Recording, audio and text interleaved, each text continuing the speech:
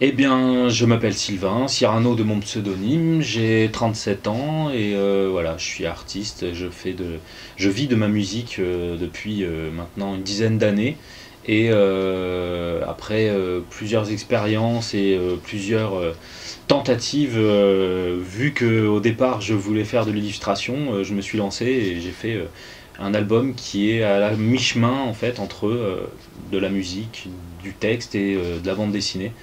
Voilà, c'est en gros, en très résumé, le parcours.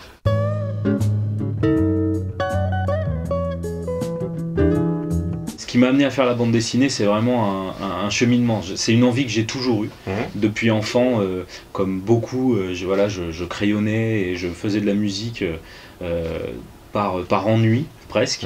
Et j'ai toujours eu cette envie, en voyant des bandes dessinées, etc., de reproduire ce médium-là. C'est un truc hyper amusant, hyper libre, en fait. Et la vie a voulu que, à la place de l'illustration, je vive de ma musique. Mais en effet, j'ai toujours illustré mes disques. Comme ça m'évitait d'être frustré totalement. En plus, clairement, il est plus facile de vivre de sa musique que de son dessin.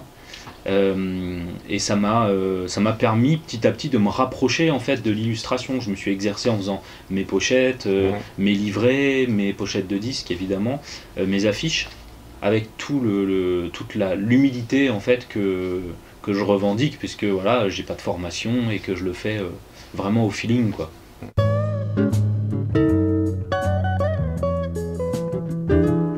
Quand il s'est posé la question de refaire un nouvel album, j'avais fait un roman court pour ados adultes qui s'appelle La forêt des brumes, qui était illustré par une bande originale, et il y avait des illustrations au bout, une sorte de galerie d'illustrations, et c'était déjà un peu les prémices de cette idée-là. J'étais quand même reparti sur l'idée de faire un album disque, mais des discussions que j'ai eues au sein du collectif 13 dont je fais partie, qui est un collectif d'artistes, un groupe formé de gens de plusieurs formations, m'ont fait me prendre conscience en fait que le disque ça se vendait plus, que c'était vraiment un modèle économique, si on parle de manière très pragmatique, qui n'était plus viable. Les disques, il n'y en aura plus dans quelques années. Quel était l'avantage ou quelle était la compétence que je pouvais utiliser moi pour proposer quelque chose de différent? En fait, c'était le dessin, ça s'est un peu imposé. Voilà, je me suis dit, ok, peut-être qu'il faut que je fasse ça, en fait, quelque chose dont j'ai toujours rêvé, quitte à ce que les disques ne se vendent plus, autant faire des objets qui sont pour nous beaux et qui illustrent vraiment ce qu'on fait artistiquement, qui ont une valeur artistique. Donc c'était un challenge, quoi, mais je me suis dit, voilà, je me lance, je fais entre 5 et 15 planches pour illustrer chaque morceau, et je mets les paroles directement dans la bande dessinée, mais cette fois, plutôt que d'avoir un disque qui va être illustré avec des pages dans un livret, ce sera un gros livret illustré presque par les chansons. Voilà, le projet est né comme ça.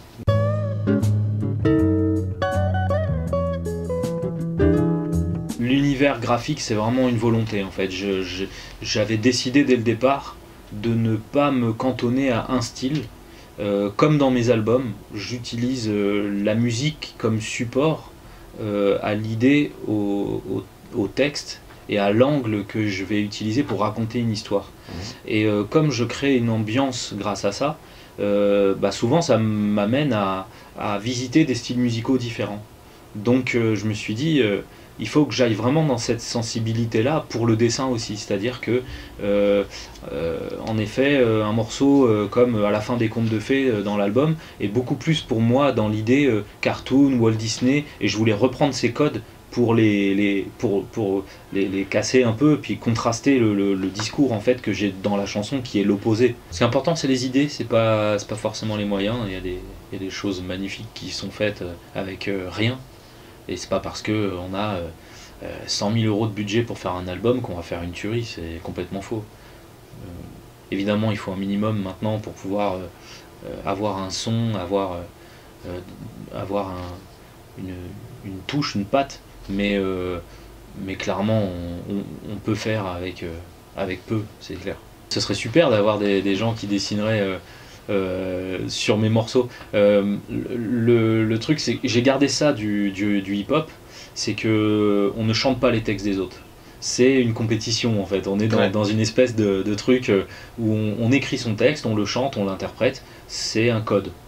C'est un code culturel, le mouvement est comme ça. Et c'est vrai que du coup, ça m'est même pas venu à l'idée d'aller faire illustrer mes chansons par d'autres, ce qui aurait pu être le cas, mais ce qui finalement avec du recul aurait été forcément intéressant. Et voilà, il y a des gens extrêmement talentueux, mais est-ce que ça n'aurait pas du coup rendu peut-être plus fade l'objet, puisque finalement ça a déjà été fait, et qu'il y a des albums entiers illustrés, enfin, qui sont des collaborations entre un artiste chanteur et un artiste dessinateur.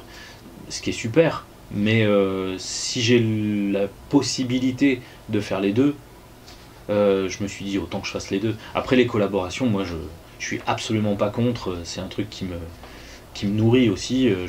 J'adore, en effet, sur l'album il y a Gizmo de Trio et Gary Gréou de Massilia Sound System qui sont sur un morceau, qui chantent avec moi, mais il y a le guitariste Fred Mariol, le bassiste Erwan Cornec, l'accordéoniste Maxime Raguin et le DJ hors d'œuvre qui font partie du collectif et qui jouent sur le disque. C'est logique aussi pour moi d'être dans ce partage-là. C'est des compagnons de route, donc c'est des compagnons de studio, quoi. Compagnons, exactement. J'aime bien l'idée de tenter des choses et d'être en phase avec ce qui peut se faire technologiquement aussi. C'est quelque chose qui n'aurait pas été possible il y a 5 ans. Et le fait de le faire, ça ouvre des horizons, quoi. Ça ouvre des portes, parce que on crée une communauté, on crée quelque chose. C'est pas volontaire, mais en fait dans la recherche, dans l'expérimentation, on est dans un truc qui raconte une histoire, en fait, qui est, voilà. Après, ce qui est intéressant, je pense, c'est que en fait ce cheminement dont je parlais pour arriver à la bande dessinée, il s'est fait naturellement, parce que toutes mes chansons sont plus ou moins des contes ou des fables déjà. C'est des histoires que j'imagine moi certainement en tant qu'illustrateur déjà comme des sortes de petits courts-métrages, de films d'animation, et la frustration est de ne pas les mettre en image. Et là, finalement, ça coulait de source, en fait. Après, clairement, quand j'ai rencontré des auteurs sur les salons BD ou des salons du livre, ça a été quand même une révélation, parce que je me suis dit, bon, ok, c'est leur métier, quoi. Il y a un sacerdoce, ils sont vraiment constamment en train de dessiner, ils sont vraiment dedans d'une manière qui n'est pas encore la mienne, quoi. Voilà, c'est pour ça que je parlais d'humilité. C'est vraiment, je fais ce livre, je propose ce livre parce que j'ai envie qu'il me ressemble, mais modestement, parce que je sais pertinemment que j'ai pas le niveau de certains gars que j'ai rencontrés, de beaucoup de gars que j'ai rencontrés, et de femmes aussi.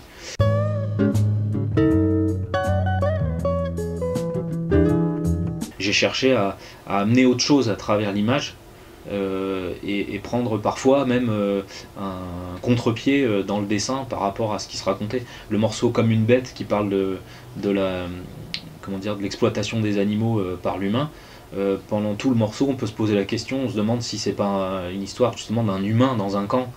Et bon, la comparaison est un petit peu manichéenne, mais voilà, j'ai pris le parti de parler de l'exploitation des animaux en personnifiant un de ces animaux et en lui faisant raconter son histoire et sa souffrance.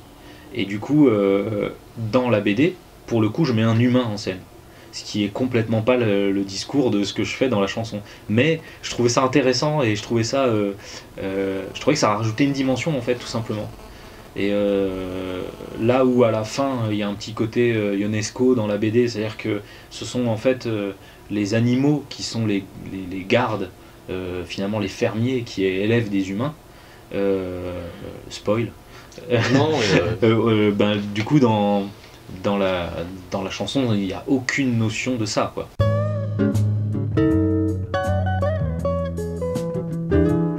Ce que j'adore c'est l'idée des contes qui en fait empêchent une chanson d'être périmée parce qu'elle parle de choses universelles en fait, et que si on traite un sujet frontalement, je l'ai fait puisque je viens du rap et que souvent on est en réaction à l'actualité, les chansons elles ont une date limite de péremption, quoi. Là ce qui est intéressant c'est d'écrire des histoires qui en fait traitent de sujets de fond de société qui malheureusement souvent sont inhérents à l'humain, et ça rend le propos peut-être plus universel, et ce qui explique que ça puisse toucher des enfants puisqu'il y a un premier degré de la fable, et des adultes qui vont être plus touchés par le thème que j'aborde, et parfois en effet et souvent des vieilles personnes qui pour le coup sont plus touchées par la poésie que ça dégage, et ce qui me va, j'adore cette espèce de mélange, quoi. Moi je viens d'un milieu d'une cité, donc il y a quelque chose de beaucoup plus violent que tout l'amour que je reçois quand je fais un concert, quoi. C'est génial de pouvoir discuter avec des vieilles personnes. Il fut un temps, je les croisais dans un supermarché, cacher leur sac. Donc ouais. C'est un rapport qui a changé, qui a évolué dans ma vie. Donc, évidemment, je suis plus tout jeune, mais il y a un côté hyper de brassage, en fait, un brassage qui me porte, tout simplement. Parce que ce qui est intéressant, je trouve, dans la bande dessinée, c'est que il y a un côté très enfantin dans l'image. C'est-à-dire, quand on dit qu'on lit de la BD ou qu'on en fait, voilà, c'est connoté chez les gens qui ne connaissent pas. Et c'est connoté jeune public, c'est connoté Astérix, Tintin, ce qui est certainement normal puisque c'est le truc le plus mainstream qui existe. Maintenant, en effet, là, l'album, il est, pour moi, absolument pas pour les enfants. Voire, faut pas leur donner. Non, mais Dans mon deuxième album, par exemple, il y a un morceau qui s'appelle Origami, où je parle des sans-papiers. Donc je prends l'image des papiers pliés, etc. Et je me disais comment je peux illustrer musicalement quelque chose qui parle de ce thème-là. Et je me suis dit, mais en fait, c'est un métissage qu'il faut que je fasse entre de la musique de la vieille Europe, qui accueille ces migrants, et de la musique africaine, caribéenne, voilà, qui rappelle les racines que les gens amènent en France. Et du coup, le morceau, c'est un mélange avec du clavecin, du violon, et d'un côté, et de l'autre côté, des rythmiques presque raga, zouk. Et tout est fait comme ça, construit de cette manière. Moi, je le vois, donc je le propose d'une manière comme ça aux gens, sans explication, donc évidemment c'est pas forcément perçu de cette manière-là. Mais ça a peu d'importance en fait. Ce qui est important, c'est que les gens soient plongés dans un univers et dans une ambiance. Et musicalement, je le fais. Et en fait, instinctivement, graphiquement, je le fais aussi. Donc les images sont arrivées très rapidement de cette manière-là. Voire elles étaient là déjà avant pour certains morceaux. Je pars d'un principe, c'est que moi, ce qui me fait vibrer, c'est de créer. Donc ce qui m'intéresse dans un album, quand je suis en train de le faire, en fait, c'est le prochain. Je m'arrête pas jamais à ce que je suis en train de faire. En fait, ce que je suis en train de faire, c'est presque un prétexte pour ce que je vais faire plus tard. Du coup, j'anticipe tout de suite en me disant ah ok, cet album est comme ça, il prend cette forme là, mais à partir du moment où les chansons sont enregistrées, elles ne m'appartiennent plus. Elles appartiennent aux gens qui vont les écouter, aux gens à qui je vais les chanter, et l'auteur compositeur laisse la place à l'interprète. C'est vraiment deux rôles différents. Mais la personne qui vibre et qui se sent vivante en créant, c'est bien l'auteur compositeur, et pour le coup c'est moi, quoi. L'interprète, c'est Cyrano. Même si je me sens vraiment à l'aise et chez moi sur scène, mais il y a quelque chose de l'ordre du mensonge. Et il faut faire attention en fait à la limite qu'il peut y avoir entre la personne qu'on est et la personne que les autres voient. Parce qu'on peut exister que par l'image qu'on renvoie, et c'est pas bien, parce que le jour où ça s'arrête, on n'est plus personne en fait. Et voilà, moi je crée pour moi, donc du coup s'il y a un écho chez les gens, c'est formidable, et ça me fait me sentir d'autant plus vivant parce que je résonne en fait avec les gens. C'est un vrai partage qui s'installe, et du coup je pense que ça, évidemment j'ai pas un public extrêmement large, mais finalement les gens que ça touche, quelque chose qui s'installe, qui est fidèle, et c'est super touchant en fait pour moi. Tout ce que je fais économiquement génère quelques deniers pour l'association dont je suis parrain à Madagascar. Ouais. Ça c'est cool. C'est c'est facilement utile.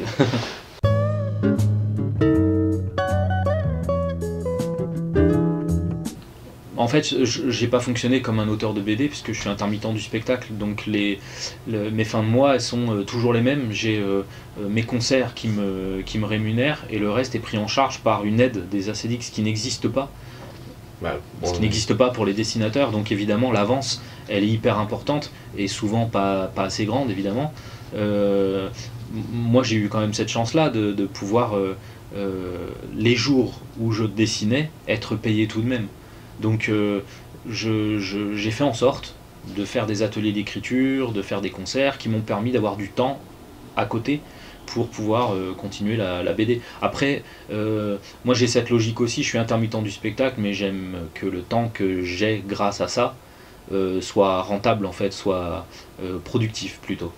Et du coup voilà, j'ai profité de ce temps et j'ai vraiment bossé quoi. J'ai mis les bouchées doubles et j'ai cravaché. À partir du moment où j'ai décidé de faire la bande dessinée, ça m'a pris 8 mois en fait. J'ai dessiné les planches en 8 mois, donc il y a beaucoup de nuits blanches. En fait, je me faisais une journée de boulot et le lendemain une journée de boulot plus la nuit jusqu'à 4h du mat, et je faisais ça tous les 2 jours. Ça me permettait d'avancer parce que évidemment, comme je ne connaissais pas le challenge, je me suis rendu compte aussi que c'était extrêmement chronophage. Et même au début, en fait, j'ai commencé à faire image par image. Donc j'étais tellement peu sûr de moi que je faisais image par image pour pouvoir avoir les vignettes comme je les voulais. Et en rencontrant des dessinateurs dans des salons, ils m'ont dit mais pourquoi tu te prends la tête, fais planche par planche, puis tu mets des rustines, tu refais la vignette si ça te plaît pas. Et j'ai tout recommencé en fait. J'avais commencé la 3e bande dessinée, le 3e morceau, et j'ai tout repris depuis le début. Donc du coup, à partir de ce moment-là, ça a été speed. L'intermittence, elle a ça de difficile, c'est qu'on est livré à soi-même. Et je suis indépendant, donc du coup, j'ai pas de manager, j'ai pas de producteur qui va me dire tiens, à telle date tu dois avoir fini ton album. Je me dis bon bah voilà, il sort à cette date-là. Ça veut dire qu'à cette date-là, il doit être fini, et à cette date-là, il doit être pressé. Donc voilà, à cette date-là, je dois le rendre. Et à partir de là, je me fais mon rétro-planning et je me dis bon bah voilà, là faut y aller. Comme j'étais en tournée avec le collectif 13, j'avais aussi cette deadline, c'est-à-dire que ce que je me suis dit, c'est que en tournant avec des gens qui viennent de Trio, La Ruquette à nous, Massilia Sound System, c'est une chance et une exposition pour moi en tant que chanteur. Autant faire en sorte que mon album soit dans la continuité et arrive à la fin de la tournée du collectif 13. Voilà, le défi est rempli, je suis très content, mais ça a été sport quoi.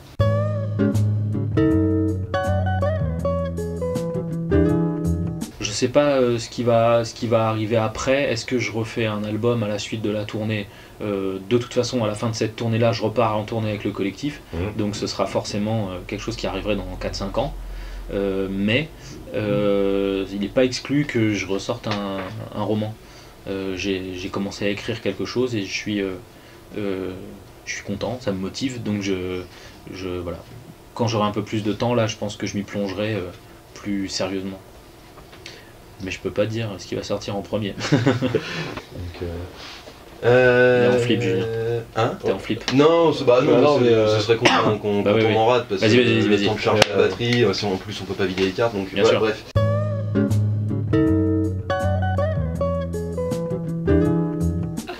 Viens ici, fais montrer ta ganache.